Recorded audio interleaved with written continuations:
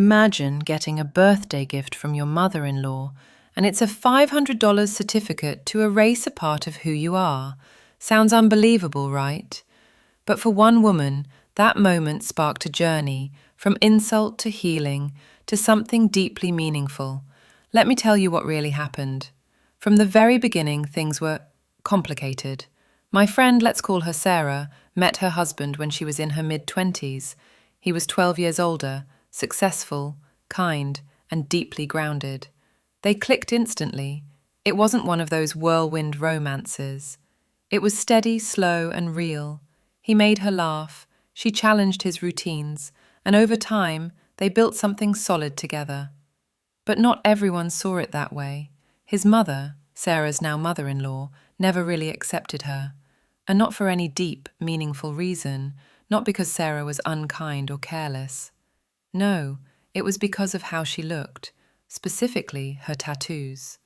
Now you have to understand, Sarah's tattoos aren't some wild, impulsive teenage decisions. They're art, beautifully done, thoughtful, personal. She has delicate vines along her forearm, a tribute to her grandmother's garden, a small compass on her shoulder that reminds her to follow her own path. She's always said her tattoos were like a scrapbook, except on skin. And her husband? He absolutely loves them.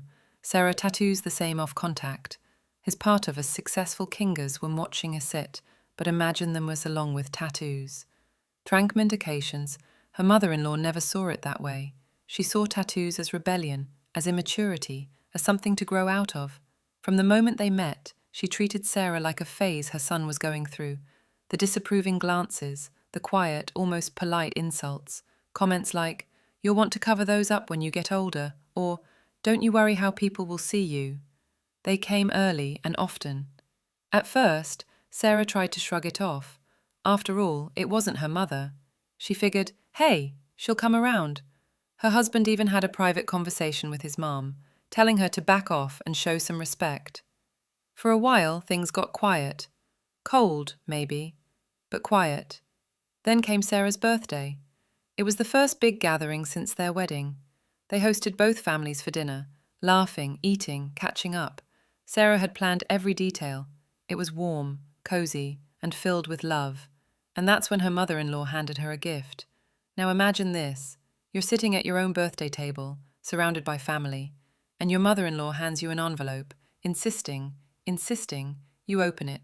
Right there in front of everyone.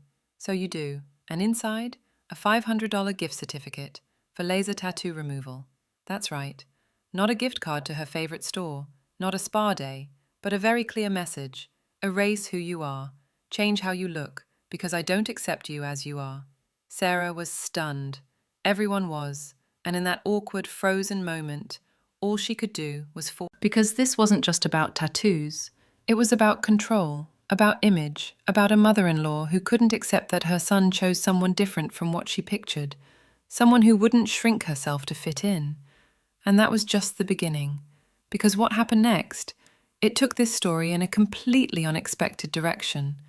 After the party ended, Sarah sat in the kitchen with the envelope still in her hand. The laughter and clinking glasses were gone, just silence now, and that weird, heavy feeling that comes when something personal gets exposed in public. Her husband was furious. He waited until the guests had left, then picked up the phone and called his mom. Not to argue, not to plead, but to draw a line. He told her the gift was inappropriate, disrespectful, and above all, not hers to give. He told her to return the certificate, to get her money back, and to please stop trying to fix something that wasn't broken. But his mom wouldn't budge. She didn't raise her voice. She didn't apologize. She just calmly explained that someday Sarah would understand, that once she became a mother, she'd regret the way she looked, that the tattoos would embarrass her children, and that this gift was her way of helping Sarah plan ahead. Sarah didn't know whether to scream or laugh. It was almost surgical, the way her mother-in-law masked judgment as generosity. A $500 gift, neatly wrapped in a card, delivered with a smile, in front of the whole family. Not a fight, not a lecture, just a quiet public reminder, you don't belong. So what do you do with a gift like that? Some people might have thrown it away. Others might have returned it out of spite. But Sarah? She tucked it into the kitchen junk drawer, that drawer we all have, the one full of dead batteries, expired coupons, and mystery keys. And she left it there, untouched. Time moved on, the sting faded, but the message never really disappeared. And here's what might surprise you. Sarah didn't cover up her tattoos. She didn't laser them off. She didn't even hesitate. In fact, over the next few years, she added 3 more. One was a watercolor-style sunflower on her ankle, in memory of her father. Another was a small quote on her ribcage about resilience. The third, a tiny paper airplane behind her ear. A symbol, she said, of freedom. Each one was deliberate, thought out, and deeply hers. When I asked her once if she ever thought about using that gift certificate, she laughed. Not even once, she said. It's like a weird souvenir, a reminder of how far I've come. And yet, she kept it, not to dwell on the insult, not to nurse old wounds, but maybe, in some strange way, to reclaim it. Because here's the thing, sometimes the people who try to change you, the ones who can't accept who you are, end up pushing you even further into your truth. They hand you a mirror, thinking you'll flinch, but instead, you stand taller, you double down, you own it. And for Sarah, that $500 envelope, it became a symbol, not of shame but of survival, of staying true to herself in a room full of expectations. But the story doesn't end there, because what she ended up doing with that certificate, years later, might be the most unexpected part of all. Years passed, and the certificate stayed right there, in that same junk drawer, unused, unwanted, but not forgotten. By then Sarah had made peace with the insult. She'd moved on, grown stronger, and had become more unapologetically herself than ever before. The tattoos were still there, vibrant, meaningful, and her marriage had only grown deeper and more rooted in mutual respect. But life, as it often does, brought the unexpected. One afternoon, Sarah was having coffee with an old friend from college, someone she hadn't seen in years. They were catching up, talking about life, work, and the weird things we all carry around from our past. That's when Sarah mentioned the envelope. Her friend, now the director of a local restorative justice nonprofit, paused. "Wait," she said, "you still have that?" Sarah nodded, half laughing. "It's just been sitting in my drawer. I never could bring myself to throw it out. Like, it meant something, even if I didn't know what." That's when her friend told her about a young man she'd been working with, a former member of a hate group, someone who had left that life behind and was trying to rebuild. He had a large swastika tattooed on his arm, covered it every single day, was ashamed of it, hated what it represented, but couldn't afford to have it removed. Sarah froze. See, Sarah's Jewish. Her grandparents were Holocaust survivors. Her heritage is something she holds close, another layer of her identity that her mother-in-law had always subtly ignored or dismissed.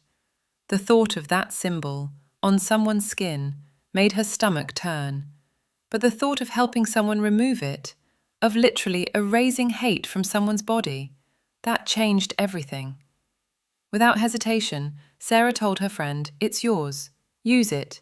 Give it to him." And just like that, the story took a full circle turn. What started as a judgmental gift meant to shame her became something powerful, something healing. That $500 wasn't going toward erasing her identity. It was going toward someone erasing something they deeply regretted.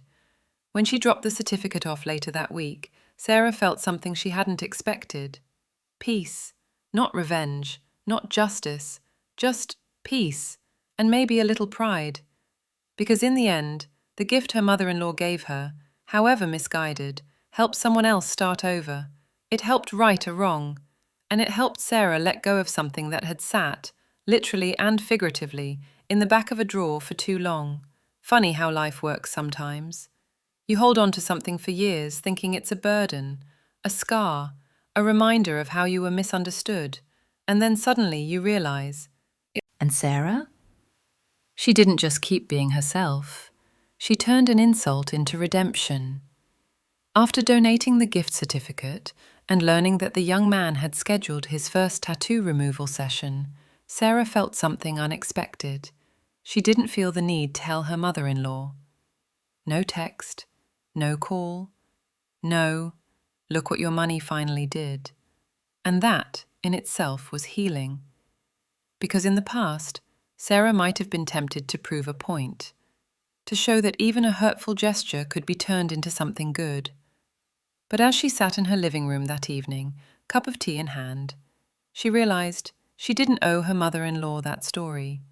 Not out of pettiness, not out of resentment, but because it wasn't her moment to claim. This story, about pain, growth, and transformation, belonged to someone else now. To the man who walked into a clinic to erase something he once believed in, to the friend who helped bridge the gap, to Sarah herself, who found a way to detach from something that used to weigh heavy in her chest. And maybe that's what real healing looks like. Not always confrontation, sometimes just quiet release. Of course, the relationship with her mother-in-law hadn't changed much over the years. They were polite, civil. There were birthdays and holidays, small talk and safe topics. Her mother-in-law never brought up the tattoos again, at least not out loud. But there were still the glances, the tight-lipped smiles, the occasional veiled comment about how different things are nowadays. Sarah had learned how to let those moments pass without sticking. She'd stopped trying to win her over, stopped shrinking herself to keep the peace. She no longer needed her mother-in-law's approval to feel whole. What mattered more were the small affirmations from her husband, who continued to show up for her every day, the warmth of friends who truly saw her, and the little ways her life reminded her that staying true to yourself is always the harder but better path. And here's the part that stayed with me most when Sarah told me this. She said, "I didn't win anything. There was no victory. But I got free, and that's better." She didn't get an apology. She didn't get recognition. But what she did get was her power back. Because when someone tries to control you, tries to reshape who you are to fit their comfort, the real win isn't changing their mind. It's refusing to be changed by their opinion. So no, there was no dramatic reunion, no heart-to-heart over tea, no touching moment of mutual understanding, just quiet distance, and sometimes that's all you need. To know who you are, to know what you've turned pain into, and to no longer need the approval that once felt so important. Because peace doesn't always come from resolution. Sometimes it comes from walking away, without looking back. In the end, the envelope never really went away. Not because it stayed in a drawer, but because it became part of Sarah's story. A small chapter, maybe, but one that changed the way she saw herself. It was never just about tattoos, or a gift certificate, or even the rocky relationship with her mother-in-law. It was about being told, "You're too much. You're not enough. You don't fit here." We've all been there, haven't we? Whether it's a comment at the dinner table, a passive-aggressive gift, or just that look someone gives you when they wish you were a little different. And sometimes we carry those moments longer than we should. We let them take up space inside us. We rewrite parts of ourselves to keep the peace. But Sarah didn't. She stood her ground, not loudly, not to prove anything, but just by continuing to exist as herself. The tattoos stayed, her spirit stayed, her peace stayed. And now, years later, she's the one holding the pen, the one telling the story. Not as a victim, not as a rebel, just as a woman who chose not to fold. And that's the part I hope you carry with you today. Not every story needs a confrontation. Not every insult deserves a reply. And not every ending needs closure to be complete. Sometimes the best thing you can do is live so fully in your truth that no one else's opinion can shake it. If you're holding on to something, some old comment, some weird gift, some piece of your past that makes you feel small. She didn't throw the envelope away. She gave it purpose. She gave it meaning. And then she moved on. Now, before we wrap up, I want to hear from you. Have you ever gotten a gift that said more about the giver than it did about you? Or maybe someone tried to fix something about you that didn't need fixing? Drop her in the comments if this story hit home.